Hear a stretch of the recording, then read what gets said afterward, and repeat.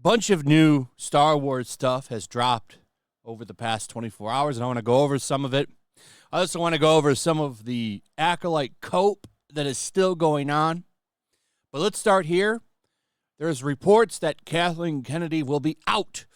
The Acolyte is the final straw among straws. Finally, they've had enough. Well, that's not true. Kathleen Kennedy will remain as Lucasfilm president until at least Q2 2025. Several new Star Wars shows are in development that haven't been announced yet. She can do whatever she wants.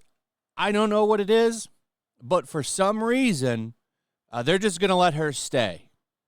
And it makes no sense because she's never really had very many wins as president of Lucasfilm.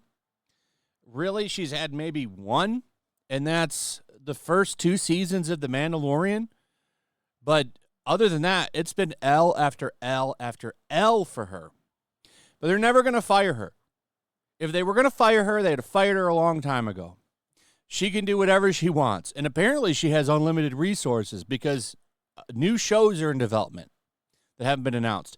How many of them will actually make it to the light of day remains to be seen because she announces stuff all the time and cancels it, like that Lando show.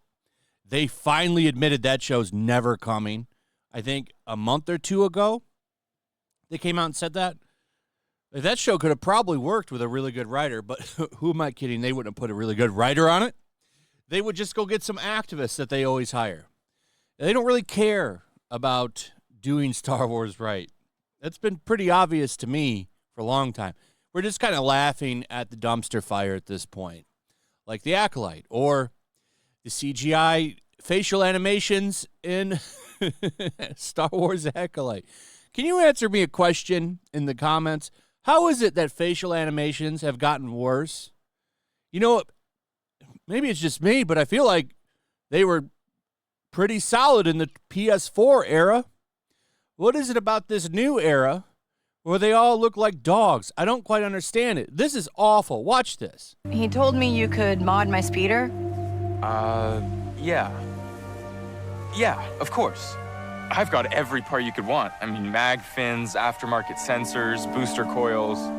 How about a hydro-repulsor? Oh. What is that? That's awful. Awful. It doesn't get any better. I'm afraid to play too much of this music because I know how it is. Copyright. This looks bad, though. I mean, how has it gotten worse? And I'm not even trying to make this about the attractiveness of anybody. Just in general, these facial animations look bad. How has it gotten worse? Because doesn't it feel like it was better in the PS4 era? Maybe it's just me, but I feel like we've gotten a major downgrade on this stuff.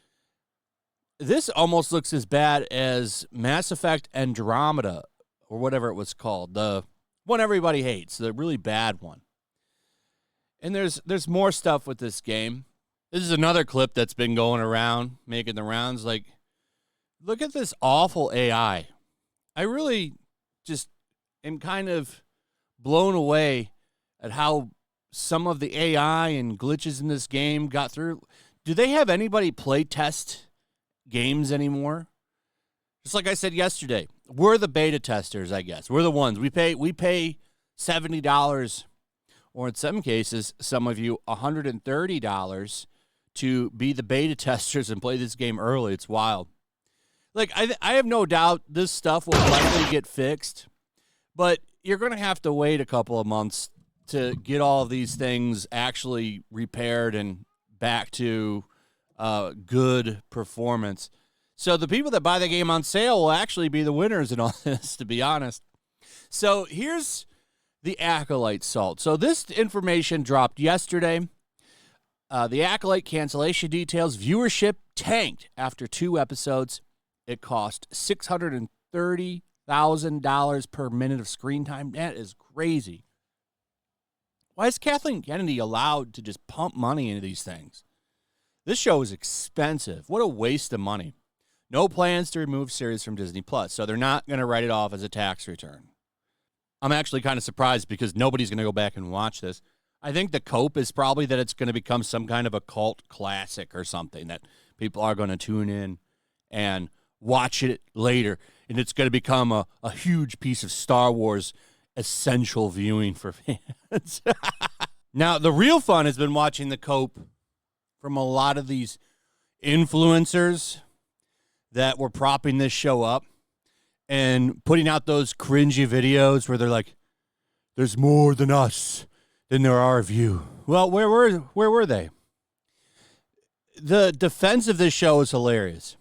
The show is bad, but they're all out there saying, yeah, it was the toxic fandom that did it. This is the side of fandom that wins when creative and diverse projects are axed by money-hungry executives. Show didn't make any money. Nobody watched it. And this is the best.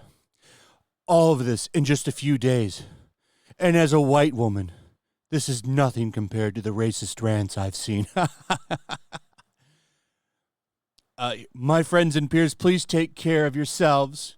We live in a world where empathy is considered a weakness and hatred is rewarded with money and fame. Do what you need to do to protect yourself. All of our stupid Star Wars show. Nobody's bothered. There's not enough people watching this dumb show. You didn't watch the show. This was another one, too. Somebody made I think it was Steph from My Nerdy Home, Geeks and Gamers. She made this excellent compilation of all of these TikTokers calling everybody racist for not watching the show. Hit the second tower. That's always the best plan. It was set up to fail from the beginning. When The Acolyte was first announced as a female-run show with Leslie Headland at the helm, starring a black femme and a diverse cast of characters unlike we had seen in a Star Wars project before, the review bombers took to the internet before the show even had a chance to air.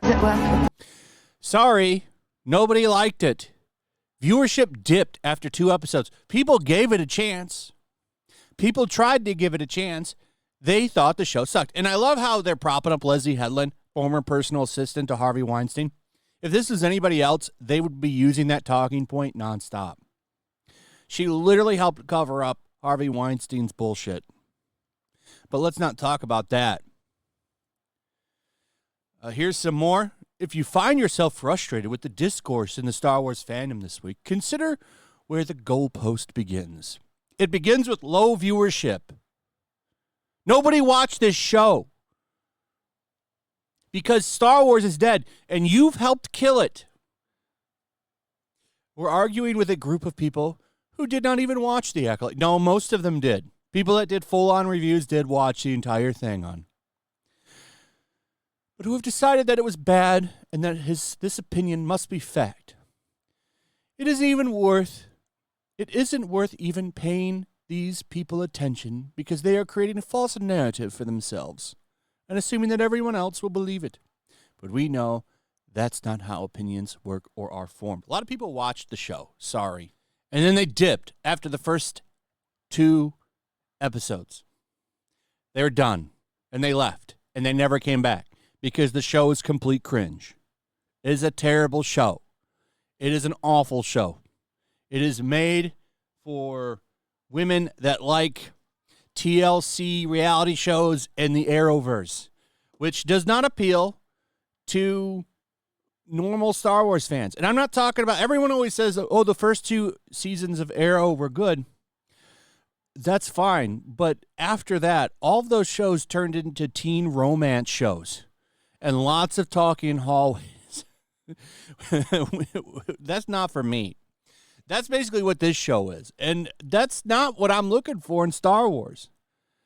That's just not what I'm looking for in Star Wars. And I'm not the only one. That's why no one's tuning into this shit.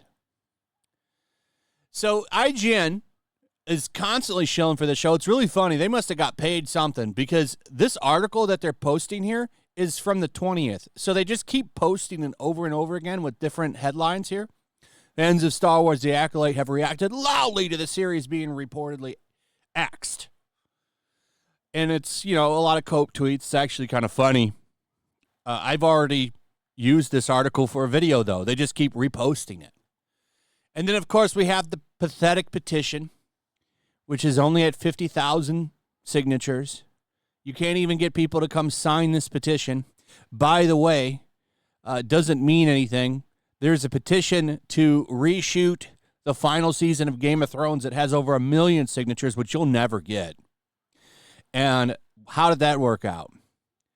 No one's going to react to this. Some of these videos are really funny. They're all mad that the show got canceled, and the bigots won. Anyway, fun stuff. What a bad week for Star Wars. Well, maybe they'll get a win. If that game sells really well, that's a win. Whether that game sells or not, though, I don't know. I'm sure it'll sell okay. I don't think it's going to be the juggernaut hit that they think it'll be, though. It maybe would have been if Star Wars was as relevant as it used to be, but it's just not quite there anymore now, is it? Anyway, that's pretty much it. Let me know what you guys think about all this. I'd like to hear from you. Also, if you would, please like, subscribe, share the video. Make sure you're still subscribed. Hit that notification bell. We'll see you on the next one. Peace.